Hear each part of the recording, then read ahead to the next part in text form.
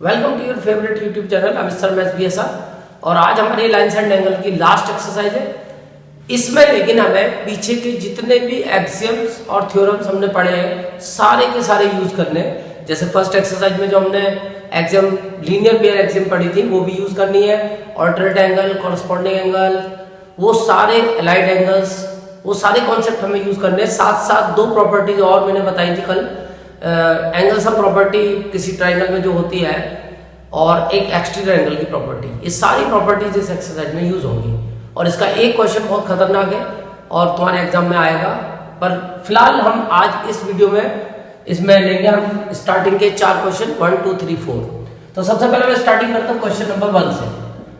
Question number 1 में हमें एक ट्राइंगल दिया है PQR, एक ट्राइंगल है PQR और इसकी जो ये साइड है QP इसको प्रोड्यूस कर दिया है अप टू S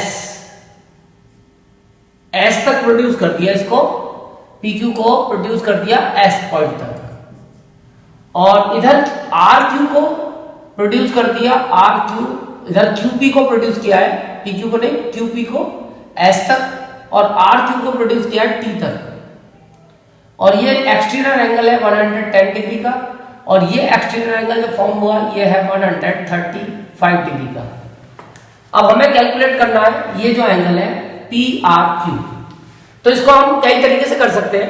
जैसे सिंपल अगर तुम कुछ ना करना चाहो तो लीनियर पेयर से ये वाला एंगल फाइंड हो जाएगा और ऐसे ही लीनियर पेयर से ये एंगल फाइंड हो जाएगा।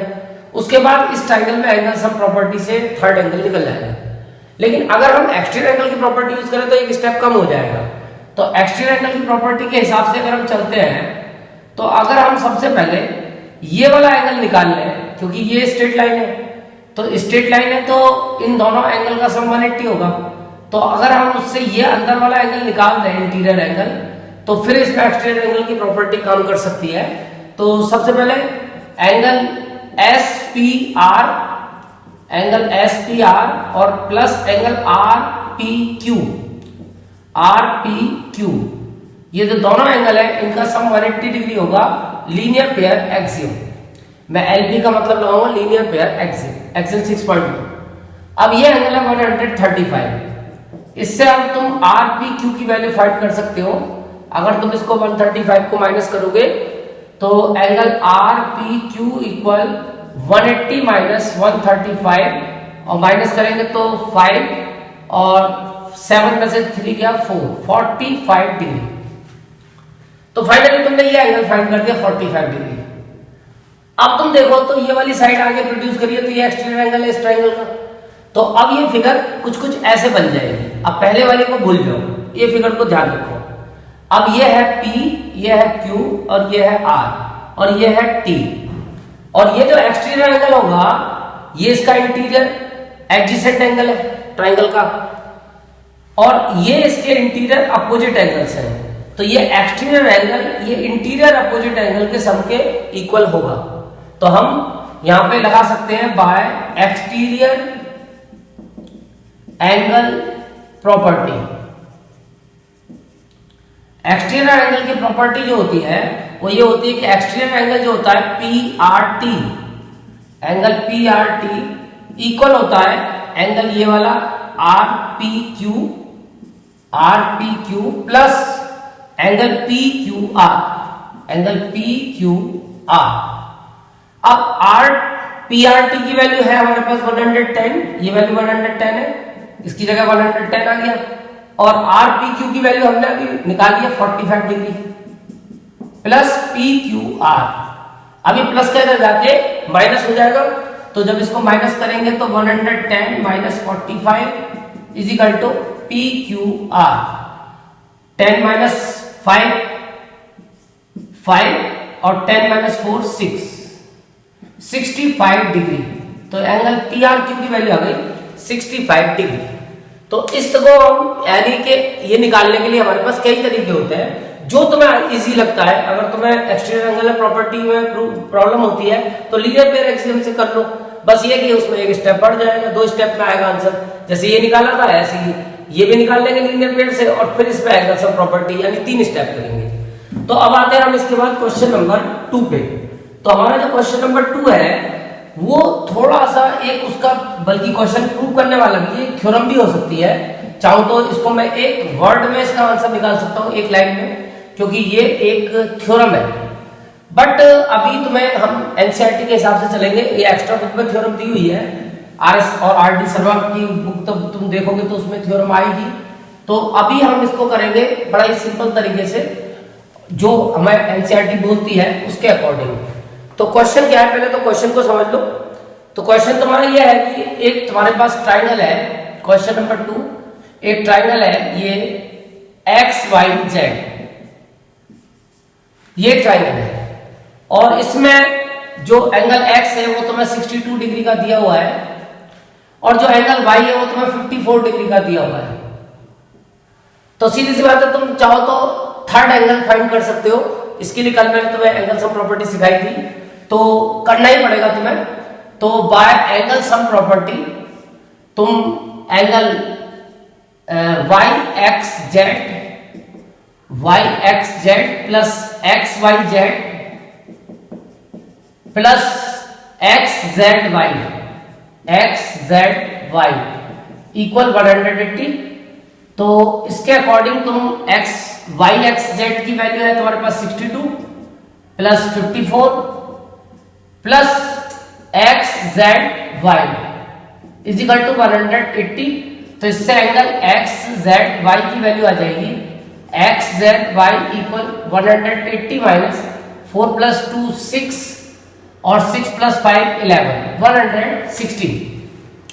अब तुम इसको माइनस करोगे तो 10 माइनस 6 4 और 7 माइनस 1 6 64 डिग्री, यानी हमने थर्ड एंगल निकाल लिया 64 डिग्री का। अब तुम आगे का क्वेश्चन देखो। आगे क्वेश्चन में अब तुम थोड़ी देर के लिए मैं इनको हटा देता हूं।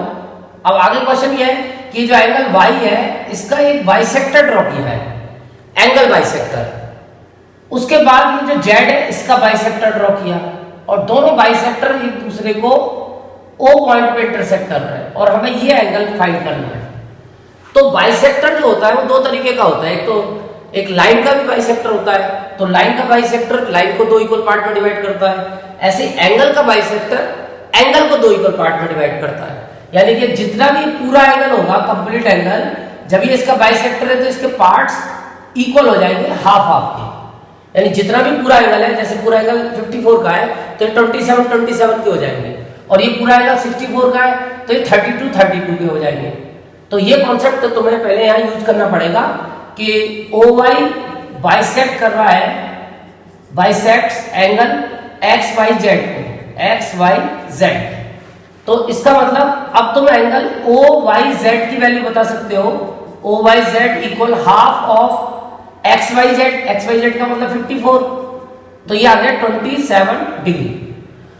ऑल्सो ऐसे ही हमें दिया हुआ है कि OZ बाइसेक्ट कर रहा है एंगल XZY को। तो इससे हम ये जो पार्ट है इसकी वैल्यू निकाल सकते हैं एंगल OZY की। Angle OZY equal half of, ये पूरा एंगल था 64 का तो इसकी वैल्यू आ गई 32 डिग्री। तो अब तुम्हारे पास ये पार्ट्स आ गए। अब तुम्हें निकालना है इस ट्राइंगल का थर्ड एंगल। तो दो एंगल हमें पता चल गए 27 और ये 32। तो अब हम एंगल सम प्रॉपर्टी से थर्ड एंगल फाइंड कर सकते हैं। तो अब हम ट्राइंगल YOZ में लगा देंगे एंगल सम प्रॉपर्टी। पहले मैंने यहां लगाई थी ट्राइंगल XYZ में, अब की बार मैं लगा रहा हूं अंदर वाले ट्राइंगल में। और एंगल सम प्रॉपर्टी मैंने अभी तुम्हें समझा दी थी कि ट्राइंगल के तीनों एंगल का सम 180 होता है, यानी कि angle OYZ plus angle OZY plus angle YOZ मिला के होगा 180 डिग्री। अब OYZ अभी मैंने बताया 27 और ये एंगल 32 OZY और प्लस ये हमें निकालना है YOZ। अब इन दोनों को ऐड करके उसमें से माइनस कर लो, तो एंगल YOZ इक्वल 180 माइनस 5 और 2 7 और 2 9 और 3 प्लस 2 5। अब माइनस करेंगे तो 10 माइनस 9 1 और 7 माइनस 5 2 121 डिग्री। तो इस तरह से हमने y और z की वैल्यू फाइंड कर दी।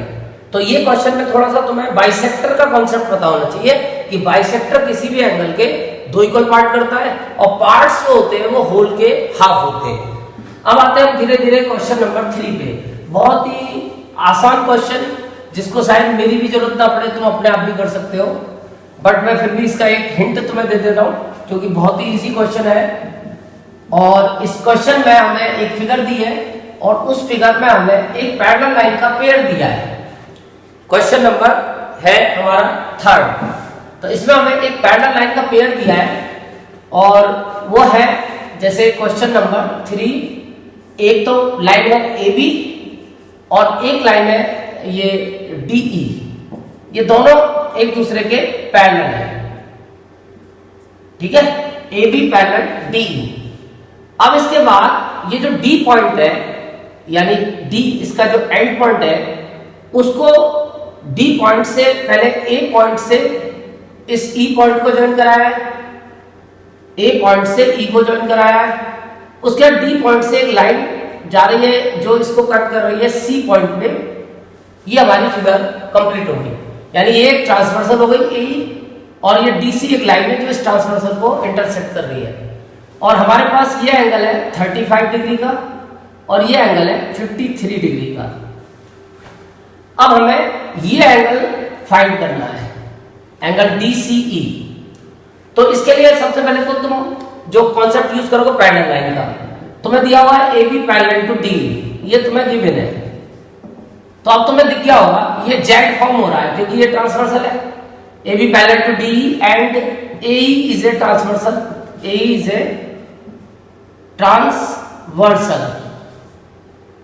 तो ये ट्रांसवर्सल है अगर AE, तो तुम देखोगे Z फॉर्म हो गया और Z का मतलब है ऑल्टरनेट एंगल्स और alternate angles are always equal parallel line है।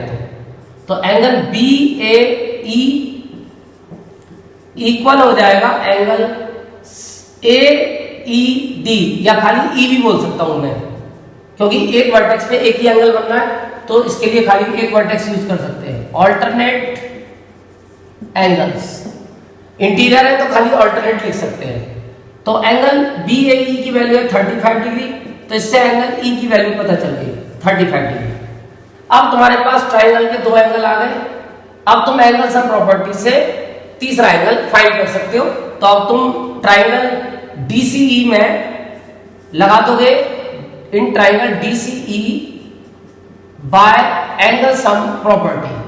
और एंगल सम प्रॉपर्टी होती है कि ट्राइंगल के तीनों एंगल यानी angle D plus angle E, angle D plus angle E plus, अब देखो इसको खाली C नहीं लिख सकते क्योंकि यहाँ कई सारे एंगल बन रहे हैं C पॉइंट पे, तो इसका पूरा नाम लिखना पड़ेगा DCE, एंगल DCE। इनका सम 180 होगा। अब T एंगल तुम्हारे पास है 53 डिग्री का, E तुमने अभी बताया 35 डिग्री का, और इससे तुम अब ये DCE की वैल्यू निकाल सकते हो। ये 5 + 3 8, एंगल DCE इक्वल 180 माइनस 5 + 3 8 और 5 + 3 8, और ये आंसर आ गया 92 डिग्री। तो फाइनली ये तुमने एंगल फाइंड कर दिया। तो ये एक बहुत ही सिंपल क्वेश्चन था जिसमें ऑल्टरनेट एंगल का कॉन्सेप्ट यूज हुआ था। अब आते हैं हम आज के लास्ट क्वेश्चन पे, क्वेश्चन नंबर 4। तो ये जो क्वेश्चन नंबर 4 है ये भी बहुत इजी है और इसको तुम आसानी से खुद भी कर सकते थे, लेकिन फिर भी चलो मैं लिख दिया है तो तुम्हें करा देता हूं क्योंकि इसमें भी एक बिल्कुल सिंपल कॉन्सेप्ट यूज होगा। और क्वेश्चन की फिगर तुम्हें दिख रही होगी कि एक ये लाइन है क्वेश्चन नंबर 4, ये एक लाइन है RS और एक लाइन ये है इंटरसेक्ट करती हुई PQ, और P से R को ज्वाइन कराया S से Q को, बट ये लाइन पैरेलल नहीं है, ध्यान रखना। तो भाई ये एंगल दे दिया 95, ये एंगल दे दिया 40 और ये एंगल दे दिया 75। अब तुमसे ये एंगल पूछा है और ये इंटरसेक्ट कर रहे हैं T पे, तो सीधी सी बात है पहले तो इसमें एंगल सम प्रॉपर्टी लगा के एंगल T फाइंड हो जाएगा। तो सबसे पहले तो तुम ट्राइंगल PRT में लगा दोगे एंगल सम प्रॉपर्टी, और ट्राइंगल के तीनों एंगलों का sum angle P plus angle R plus इसका पूरा नाम लिखना पड़ेगा क्योंकि T पॉइंट पे 4 एंगल बन रहा है, PTR, एंगल PTR, इन तीनों एंगलों का सम 180। एंगल P की वैल्यू 95, एंगल दूसरा वाला है R, इसकी वैल्यू 40 और plus angle PTR is equal to 180। तो इससे एंगल PTR की वैल्यू आ जाएगी 180 माइनस 95 प्लस 40 135 और माइनस करेंगे तो 45 डिग्री। तो फाइनली हमने एक एंगल ये वाला फाइंड कर दिया। अब तुम्हें पता है कि ये दोनों इंटरसेक्टिंग लाइन है, तो ये दोनों एंगल आपस में इक्वल होंगे और इनको बोलते हैं वर्टिकली अपोजिट एंगल। तो मैं लिख देता हूं since angle STQ equal angle PTR और रीजन है इसका वर्टिकली अपोजिट एंगल्स। ये वर्टिकली अपोजिट एंगल्स है और vertically opposite angles are always equal. तो इससे एंगल तुम्हें STQ की वैल्यू पता चल जाएगी 45 डिग्री। अब तुम्हारे पास ये एंगल आ गया 45 डिग्री का। अब इस ट्राइंगल में अगर तुम एंगल सम प्रॉपर्टी लगाते हो, दो एंगल पता है, तो अब तुम तीसरा एंगल निकाल लोगे। तो अब तुम ट्राइंगल SQT में लगा दोगे बाय एंगल सम प्रॉपर्टी, और एंगल सम प्रॉपर्टी होती है angle S plus angle Q।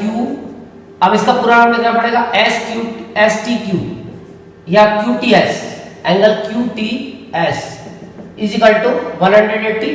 S है 75 का, Q हमें फाइंड करना है और ये है 45 इज इक्वल टू 180। तो एंगल Q की वैल्यू आ जाएगी 180 माइनस 45 और 550 और 70 120 डिग्री माइनस करके आ जाएगी 60 डिग्री। तो ये जो एंगल था TQS, एंगल TQS इसकी वैल्यू हो गई 60 डिग्री।